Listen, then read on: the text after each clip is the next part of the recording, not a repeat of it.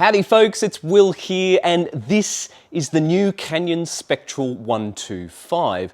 This is a brand new model for 2022. It's got 125mm of rear travel, a 140mm travel fork, 29-inch wheels, and both carbon and alloy frame options. It's a mid-travel trail bike, not unlike the Norco Optic, the Trek Fuel EX, and the Specialized Stump Jumper. Now you might be asking the question, hey Will, doesn't Canyon already have a trail bike? And you would be correct, that's the Canyon Neuron, which has basically the same travel and wheel size options as this. However, the Neuron is more of a long-legged cross-country bike. It's designed to be comfortable and cruisy for long-distance trail riding. The Spectral 125, on the other hand, is much more aggressive.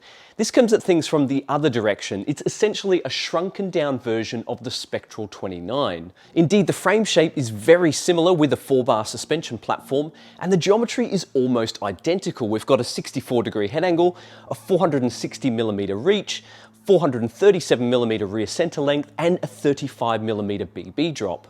The frame is unique to the Spectral 125, however, with the slimmer tube profiles resulting in a weight saving of around 100 grams. The suspension kinematics are also different, with a slightly higher anti-squat level and a slightly less progressive leverage rate, both of which are designed to provide a firmer and more efficient feel under power. There are 5 models in the lineup for 2022, and the bike that we've been testing here is the top of the range model. This is the Canyon Spectral 125 CF9.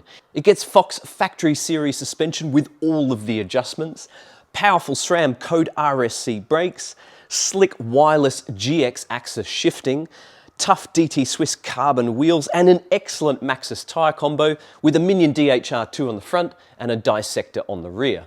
Confirmed weight for our test bike here is 13.72 kilos, which is perhaps not quite as light as you'd be expecting for a 125mm travel trail bike. It's also worth pointing out that the long travel version, the Spectral 29 CF9, is actually claimed to be lighter at 13.6 kilos.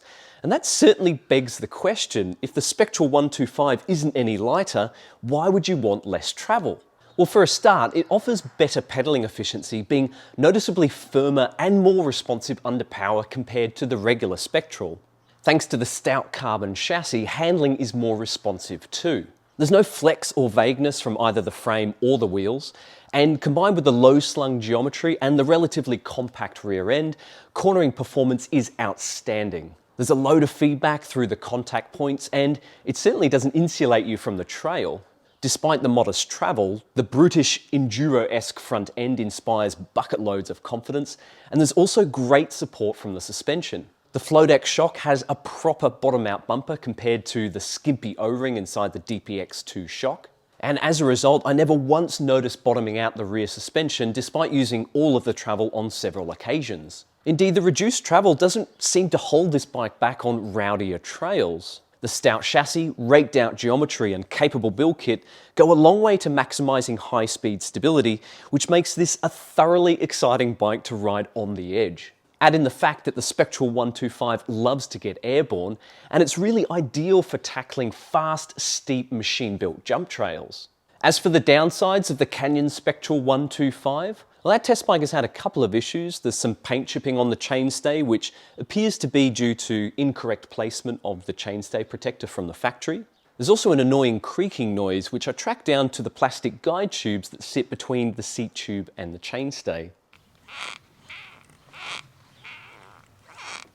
While the spec is mostly brilliant, I do think that the EXO casing tyres are too light for a bike that has a 64-degree head angle and a piggyback shock. I had to run higher pressures than I wanted, and even with a Cushcore insert, I still managed to pinch flat the rear tyre. Given the speeds that you can ride this bike, I'd like to see an EXO Plus casing at a minimum. On a suspension-related note, it baffles me that a direct-to-consumer brand like Canyon still doesn't have a detailed suspension setup guide on its website. Brands like Norco and Trek are way ahead in this regard, and Canyon really needs to provide better resources to help its customers set up their bikes correctly. On the trail, the same stiffness that makes the Spectral 125 so responsive through the corners can actually be detrimental on rockier and more natural single track. This is especially the case if you're not riding assertively, perhaps if you're feeling fatigued deeper into a long ride. Part of this is due to the slack head angle, which produces less vertical travel. On undulating trails, you need to ride the front end quite hard to engage the fork. Along with a stiff frame and carbon wheels, it can be quite pingy through rock gardens. This is a trait that we did experience on the long travel Spectral 29, though the sensation is condensed on this shorter travel version. For that reason, I'm curious to try out the alloy frame to see if it provides a more compliant ride quality. Speaking of the long travel Spectral 29, you might be wondering how it compares directly to this new Spectral 125. Well, they are very similar bikes in terms of the aesthetics, geometry, and even the build kits. The Spectral 29 lifts suspension travel to 160mm on the front and 150mm at the rear. The leverage rate is also a little bit more progressive, providing a more supple feel around the sag point, along with greater support deeper into the travel. On the trail, the Spectral 29 is more forgiving, with better small bump sensitivity and a calmer demeanour on rowdier single track. The rear wheel tracks better on repeat hits, providing more traction and giving you a wider margin for error when choosing a line down particularly ugly rock gardens. While it doesn't offer the same corner slinging agility as the Spectral 125, the added suspension control means it's totally worthy of fronting up at an enduro race. In that regard, the Spectral 29 is the more versatile option of the two for those who are looking for the one bike to do it all. In comparison, the Spectral 125 is less of an all-rounder. I see this bike as being suited to enduro and downhill riders who are looking for a short travel trail bike that'll give them similar feels to their slacked out race rig, but with a bucket load more responsiveness and excitement for riding on smoother trails. Now, as per usual, the full detailed review of the Canyon Spectral 125 is now live over at flowmountainbike.com. In there, you'll find loads of information on prices, specs, sizing, and suspension setup. So if you want to check out the full review, make sure you click the link in the video description below. Otherwise, I hope you enjoyed this video, guys, and I'll see you next time. Tooroo!